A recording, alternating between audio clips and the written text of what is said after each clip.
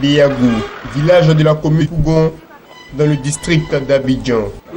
Il offre à ses visiteurs un paysage de cartes postales.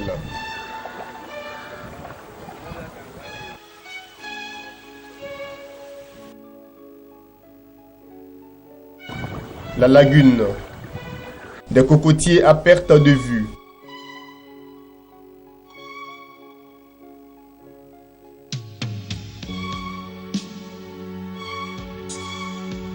Des kilomètres de sable blanc.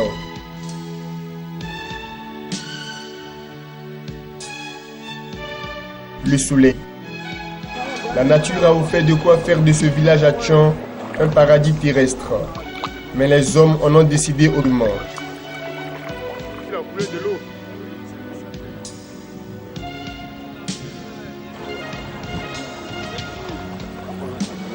Depuis 8 ans, Béagou vit un drame environnemental sans précédent, au point de constituer une réelle menace sanitaire pour les 2800 habitants de ce village.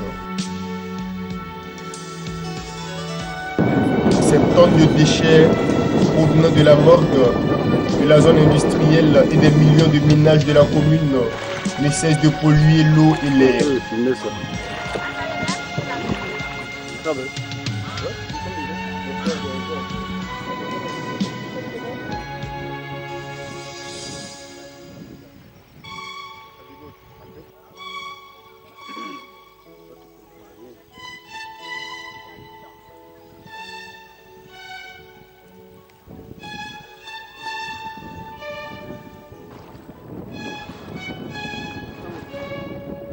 Avant, quand la Sikoji Sogefia était directement à Yopougon, ils ont fait les caniveaux.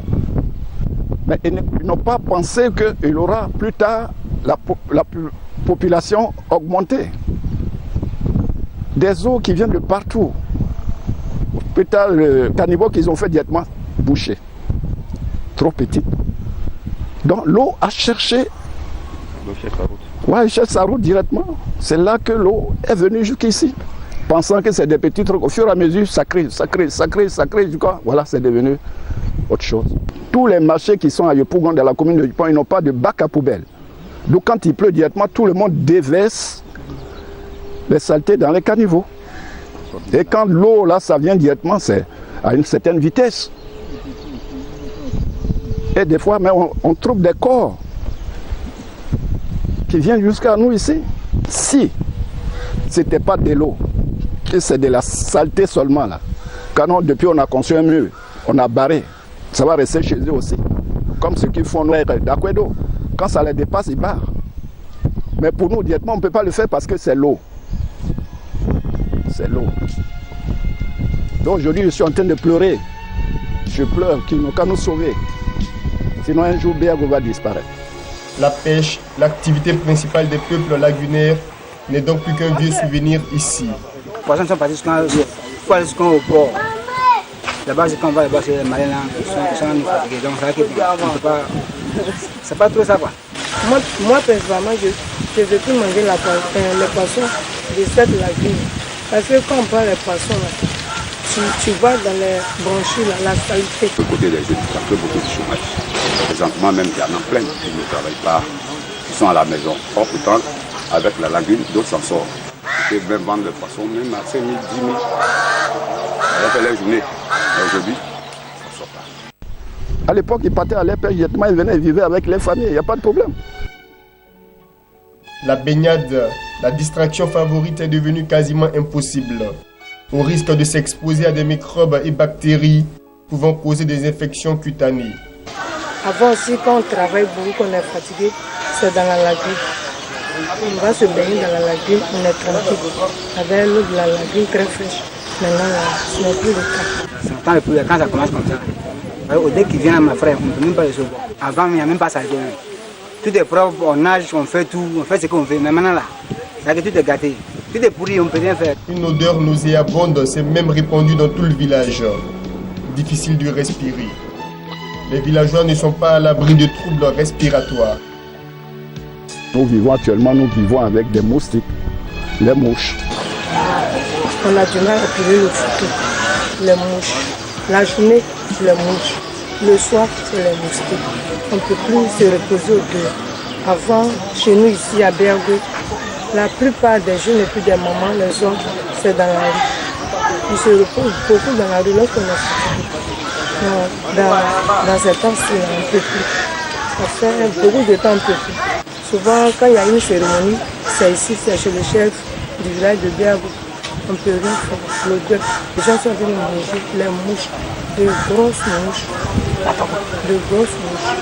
Vraiment. C'est difficile. Hein? Les filles font des fausses couches. Les enfants morts-nés. Tout ça, ça provient de ces eaux.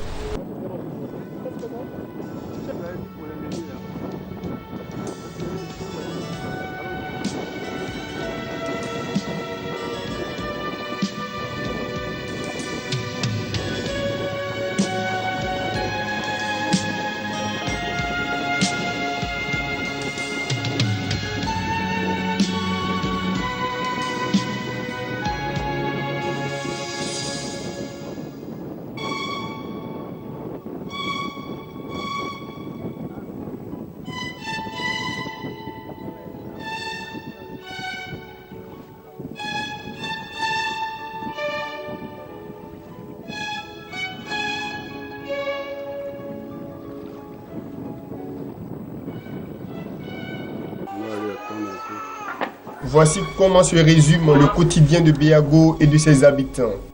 Plusieurs portes ont été frappées depuis le début du problème en 2008 pour tenter de trouver une solution à leur problème. Mais elles sont jusque-là restées fermées. Le chef du village a profité de notre caméra pour lancer un appel de détresse aux autorités et aux personnes de bonne volonté pour voler à leur secours. On parle de l'environnement. L'environnement, on ne s'assoit pas dans son fauteuil et puis on dit l'environnement, il faut sortir, voir un peu ce que les peuples souffrent. Moi, personnellement, quand je m'assois à la télévision, qu'on parle de l'environnement, j'éteins ma télévision parce que je souffre. Personne ne vient nous aider. Il faut que l'État ivoirien quand même sauve Béago. Sinon, un jour, Béago va disparaître. C'est pas normal. Béago fait partie de la Côte d'Ivoire. Donc, je demande au président de la République de penser à Béago. Béago ne peut pas rester éternellement dans ces saletés. Faut pas, ils vont attendre directement au dernier moment. Ils vont venir avec les sacs de 5 kilos.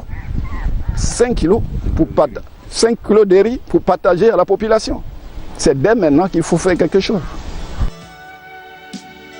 En attendant qu'une solution rapide et efficace soit trouvée, Béago continue de vivre son drame environnemental. Si rien n'est fait, Béago, jadis un petit paradis, pourrait être déserté par ses habitants et devenir un village fantôme, malgré ses kilomètres de sable blanc, ses milliers de cocotiers et son plan d'eau lagunaire.